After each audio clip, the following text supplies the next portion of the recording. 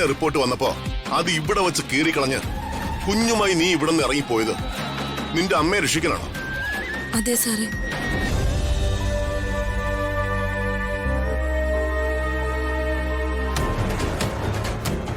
അത് ഞാനെങ്ങനെ വിശ്വസിക്കും? എന്താണ് അതിന് തെളിവ്?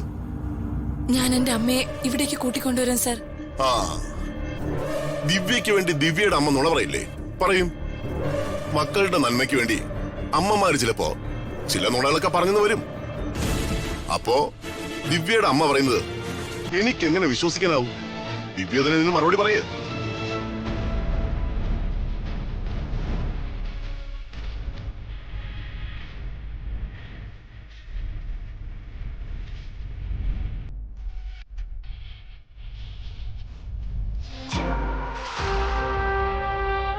സാറേ, ദിവ്യയുടെ അമ്മയെ ദീപക് വീട്ടിൽ പോയി ഭീഷണിപ്പെടുത്തിയ ദിവസത്തെ ദിവ്യയുടെ അയൽവാസിയുടെ വീട്ടിലെ CCTV പരിശോധിച്ച ദീപകിന്റെ കാറ് ആ വീട് കടന്നു പോകുന്ന കാണാം. ഇതെന്ത് തെളിവാ?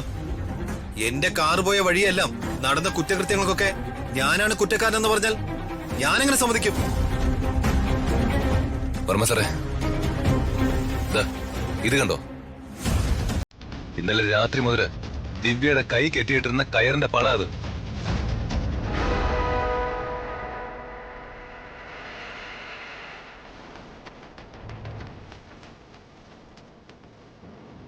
ആ കെട്ട് വലിച്ച് പൊട്ടിച്ച് ദിവ്യ എന്നെ ഫോണിൽ വിളിച്ച് പറഞ്ഞുകൊണ്ടാ എനിക്ക് ദിവ്യയും കുഞ്ഞിനെയും അവിടുന്ന് രക്ഷിക്കാനായത്.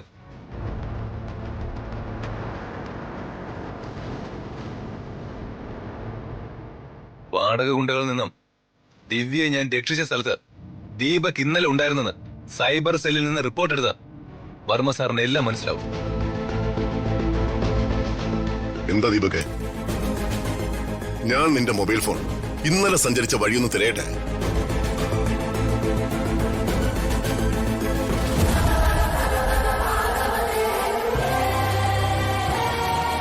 വേണ്ടമ്മോ. എന്ത്? വേണ്ട.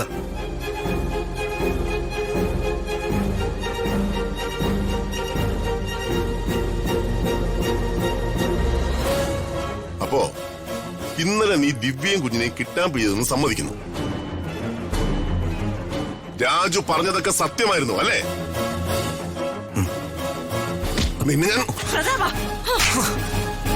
അമ്മേ, മിണ്ടി പോകരുത്. നീ നടക്കണം നിന്റെ മുറിയിലേക്ക്. ഞാൻ അറിയാതെ നീ ഇതൊക്കെ എപ്പോഴാണ് ദീപക ചെയ്തേ? നിക്കേച്ചി, ദിവ്യയും കുഞ്ഞിനെയും കൂട്ടിക്കൊണ്ട് ഇവൻ ഇവിടുന്ന് പോയാ മതി. അത് അകത്തേക്കായാലും ശരി, വീടിന് പുറത്തേക്കായാലും ശരി.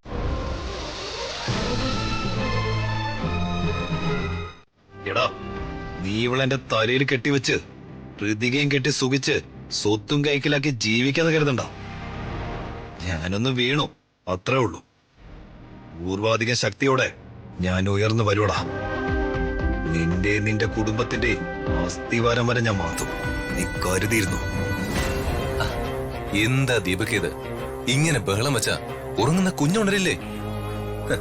നീ വില്ലത്തരം കാണിക്കുന്ന പോലെ കുഞ്ഞിനെ ഉറക്കുന്നത് അത്ര എളുപ്പമല്ല കേട്ടോ. സംശയം ഉണ്ടെങ്കിൽ നീ അംബിക മാഡത്തിനോട് ചോദിച്ചു നോക്ക്. ഇപ്പോഴേ നിന്നെ ഒന്ന് അടക്കി നിർത്താൻ ഞാൻ എന്തുമാത്രം ബുദ്ധിമുട്ടുന്നെന്ന് അറിയൂ. അങ്ങനെയെങ്കിൽ ചെറുപ്പത്തിലെ അംബിക മാഡം എന്തുമാത്രം പാടുപെട്ട് കാണും. മതിയുടെ ബഹളം ഉണ്ടാക്കിയത്. നീ ഒന്ന് അടങ്ങ്. അംബിക മാഡം ഇങ്ങനെയൊക്കെ ചെയ്യണമെന്നോ അംബിക മാഡത്തെ ദീപകിനെ നാണം കെടുത്തണമെന്നോ ഞാൻ ഒരിക്കലും ആഗ്രഹിച്ചിട്ടില്ല. സാഹചര്യങ്ങള് എന്നെ കൊണ്ട് ചെയ്യിച്ചു പോകുന്നതാ. അംബിക മാഡം ഒരു അമ്മയല്ലേ? സ്വന്തം കുഞ്ഞിന്റെ പിതൃത്വം ചോദ്യം ചെയ്യപ്പെടുന്ന ഒരു അമ്മയുടെ വിഷമം അംബിക മാഡത്തിന് മനസ്സിലാവില്ലേ? ദിവ്യയുടെ കുഞ്ഞിന്റെ അച്ഛൻ ദീപക് ആണെന്ന് അംബിക മാഡം മനസ്സിലാക്കിയതാണെന്ന് എനിക്ക് നന്നായിട്ട് അറിയാം. ഒരു പാവപ്പെട്ട പെണ്ണിന്റെ ശാപം മകന്റെ ജീവിതത്തിൽ വേണോ? അംബിക മാഡം തന്നെ പറയാം. എടാ രാജു, ഞാൻ നട്ടു വളർത്തുന്ന ചെടിയിലെ ഒരിത്തില് വന്നാ ഞാൻ അതങ്ങ് പറിച്ച് ദൂരെ കളയും. എന്റെ മകന് തെറ്റ് പറ്റിയിട്ടുണ്ടാവും. അതിന് പകരമായേ ഞാനിവൾക്ക് പൊന്നോ പണമോ ഭൂമിയോ എന്താന്ന് വെച്ചാ കൊടുത്തേക്കാം. പക്ഷേ ഇവളെ ജീവിതകാലം മുഴുവൻ എന്റെ മോൻ ചുമക്കണോന്ന് പറയുകയാണെങ്കിൽ അത് നടക്കില്ല രാജു. എന്റെ മകൻ ചെയ്തൊരു അബദ്ധം, അവന്റെ ഒരു തമാശ, ഇത് അത്രേ ഉള്ളൂ. പക്ഷേ അത് നിങ്ങൾ എല്ലാവരും കൂടെ ചേർന്ന് അതൊരു വലിയ സംഭവമാക്കി. എല്ലാം ഒന്ന് ആറട്ടെ. എന്താ വേണ്ടേന്നേ ഇനി അംബികയ്ക്കറിയാം. നിങ്ങൾക്ക് ഇതൊക്കെ എങ്ങനെ പറയാൻ തോന്നുന്നു? നിങ്ങളൊരു അമ്മയല്ലേ? വർമ്മ സാറിനെ പോലൊരു വലിയ മനുഷ്യന്റെ സഹോദരിയായി നിങ്ങൾ എങ്ങനെ ജനിച്ചെന്നാ എനിക്ക്. എടാ മതി, മതിയാക്കിക്കോ നിന്റെ അധിക പ്രസംഗം. നിങ്ങളിങ്ങനെ അറപ്പ് കാണിക്കുന്ന എന്തിനാ മാഡം?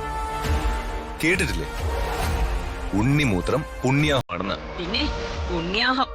ദേ എന്നെ കൊണ്ട് കൂടുതലൊന്നും പറയിപ്പിക്കില്ലേ രാജു. ദിവ്യ, നീ കുഞ്ഞിനെ ദീപകിന്റെ കയ്യിൽ നിന്ന് വാങ്ങ. എന്നിട്ട് കുഞ്ഞിനെ ഡ്രസ്സ് മാറ്റി റൂമിൽ കിടത്ത്. ഏയ് അത് ശരിയാവില്ല. എന്റെ റൂമിൽ ഇതിനെ കിടത്താനൊന്നും പറ്റില്ല. വേണമെങ്കിൽ റെസ്റ്റ് റൂം ഉപയോഗിക്കട്ടെ. ആണോ? ഞാൻ വർമ്മ സാറിനെ വിളിക്കാം. വർമ്മ സാർ തീരുമാനിക്കട്ടെ ദിവ്യ കുഞ്ഞുമായി ഏത് റൂമിലേക്ക് പോണോന്ന്. ദിവ്യ, നീ ഇതിനൊന്ന് പിടിച്ചേ. ഇടിയൊന്ന് പിടിക്കാൻ. മോനിക്ക്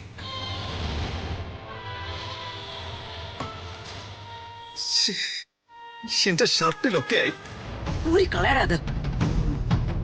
എടാ രാജു, നീ രണ്ടാമത്തെ തവണയാ നീ ഇവളെ ഇറക്കി എനിക്കെതിരെ കളിക്കുന്നത്. നീ ഇവളും ദുഃഖിക്കേണ്ടി വരും, ഒരുപാട് ദുഃഖിക്കേണ്ടി വരും. വാമേ.